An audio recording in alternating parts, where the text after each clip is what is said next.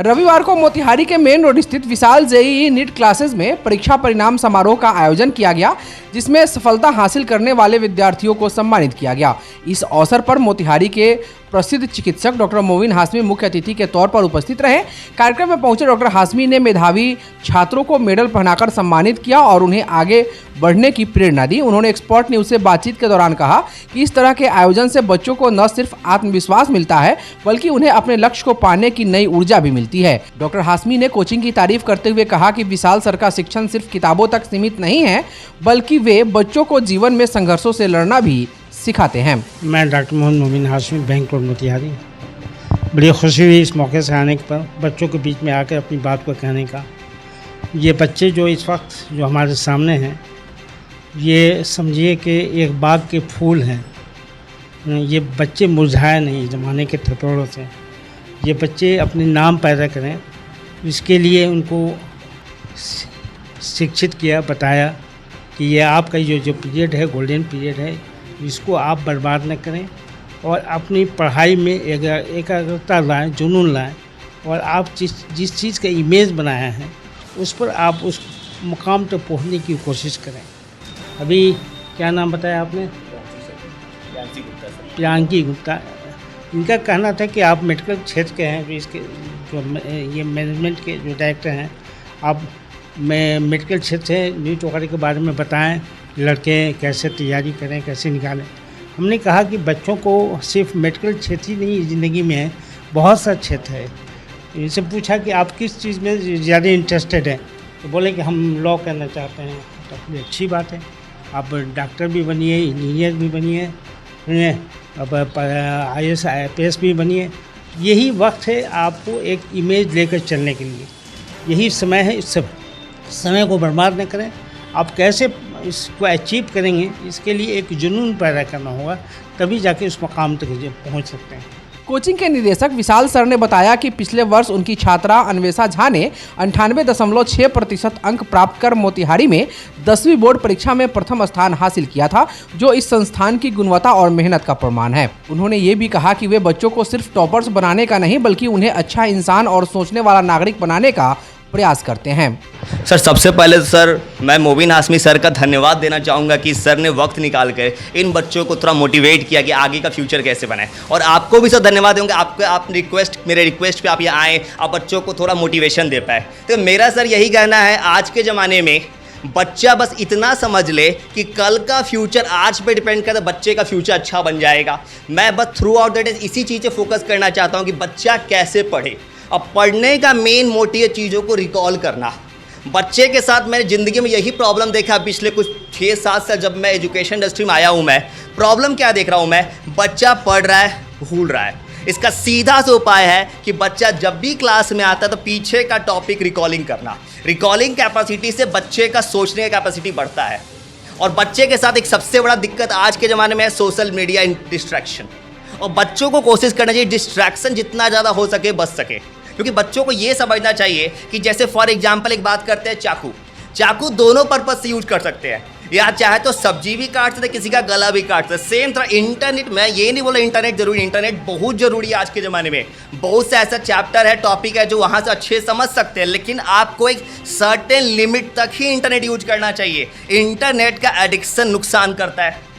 और आज पता है कि बच्चों को मेरे पर क्लास लेने का तरीका ये होता है कि आज जैसे क्या किया, मैं रिजल्ट डिक्लेयर किया है, ये 29 जून को मैंने लिया था बच्चों का टेस्ट। अब बच्चों को टेस्ट में थोड़ा मोटिवेशन बने, इसीलिए मैं शहर के कुछ प्रतिष्ठित लोगों को बुला के बच्चों को थोड़ा मेडल दिलाता हूँ। इससे बच्चों को एहसास हो कि कल को उन्हें भी ऐसा चांस मिले कि वो भी किस लायक बन जाए कि उन्हें कोई बुला के मेडल दिलवाए या उनका सम्मान बढ़े। कि बच्चों को ये सोचना चाहिए कि भारत का 150 करोड़ का पूरा आबादी है, और 150 करोड़ में अगर कुछ बच्चा कुछ अलग नहीं कर रहा अपने आप को, तो एक छोटा सा भीड़ का पार्ट बन के रह जाएगा। पता है हमारे देश में अनएम्प्लॉयमेंट पूरे पीक पे है।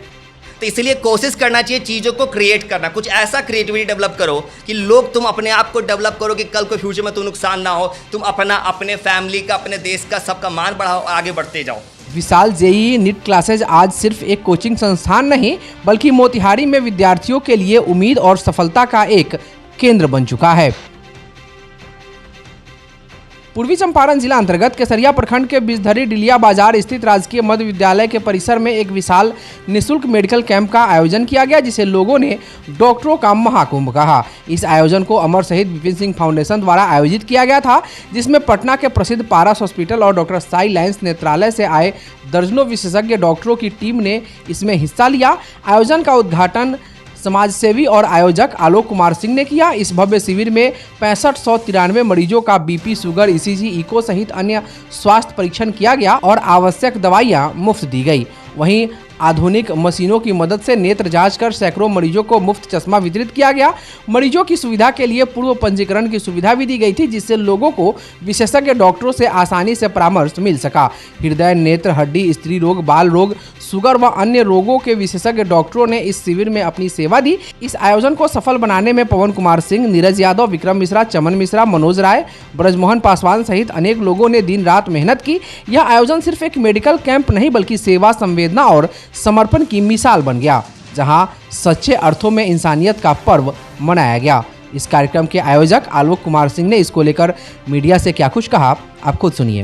ये मेडिकल कैंप जो है, ये 8वां मेडिकल कैंप। मेरा मेडिकल कैंप का उद्देश्य अमर शहीद विपिन सिंह फाउंडेशन का राष्ट्रीय संयोजक होने के नाते, समाज से होने के नाते, यहाँ का मुख्य उद्देश्य है मेडिकल कैंप का कि इसके जमीनी स्तर को, जो बहुत गरीब है, गरीब बुर्गा लोग हैं, दलित है, महादलित है, पिछड़ा, अति पिछड़ा, स्वर्ण में बहुत सारे गरीब लोग हैं, सभी लोग आए। आप ये चीज देख रहे हैं, जितने लोग हैं उनको अपनी ऐसी नहीं है कि हम इलाज करा सके, वो भी पारस जैसे हॉस्पिटल में, मेदांता जैसे हॉस्पिटल में। तो ये कुड़ी कितनी धूप है, कितनी भीड़ है, अगर कमजोर चीज होती तो लोग यहाँ नहीं आते। आज पारस की पूरी टीम आई है, पूरी ठसम ठस भीड़ है, 5-6 हजार लोग हैं। तो आज का मेडिकल कैंप का उद्देश्य मेनली यही है कि लोग अपनी स्वास्थ्य के प्रति जागरूक हो जाए, जिए और जीने भी दे और अच्छा मैसेज जाए हम लोग के लिए, यही चीज हम चाह रहे हैं। राजनीति अभी फ्यूचर का चीज है, राजनीति के लिए अभी नहीं बोलेंगे, लेकिन राजनीति एक पारदर्शिता होना चाहिए। अब राजनीति, अगर हम राजनीति में आते हैं तो सबसे प्राथमिकता होगा सेवा ही करना। हाँ, क्योंकि आज के राजनीतिक लोग जो जनप्रतिनिधि है, जनता का सरोकार कार्य नहीं कर रही है। अगर जनता का सरोकार कार्य होती तो हम लोग समाज सेवा के तौर पर हम लोग यहाँ नहीं आते। अगर कमी है तो हम लोग यहाँ आ रहे हैं। और हम लोग अभी तो स्वास्थ्य के मामले में, हम लोग शिक्षा के मामले में काम कर रहे हैं। कब से शुरू किए हैं? आज कौवा मेडिकल कैंप में कितने लोगों का इलाज है, कहाँ करवाते हैं? ये तो पारस की पूरी टीम आई है, साई नेत्रालय की टीम आई है आँख के लिए, और पूरी पारस टीम जो है अलग अलग डिपार्टमेंट के रोगों के लिए पूरी टीम आई है। लगभग पारस के 30 डॉक्टर आए। दावा भी मुफ्त है, जांच भी मुफ्त है, डॉक्टर का परामर्श भी मुफ्त है। यहाँ तक कोई दिक्कत हो गया, सीरियस प्रॉब्लम हुआ तो ऑपरेशन भी मुफ्त होगी, इसके इलाज भी मुफ्त किया जाएगा। मेरा शुभ नाम आलोक कुमार है, मेरा यही रहने वाले हैं डिलिया बाजार का, और हम यहाँ से गांव से पटना पढ़े, पटना से फिर गांव के लिए हम सेवा में आ गए हैं। और जो हो सके अपने हिसाब से, अपने लिंक से, अपनी हैसियत से जितना हो हम करने के प्रयास कर रहे हैं।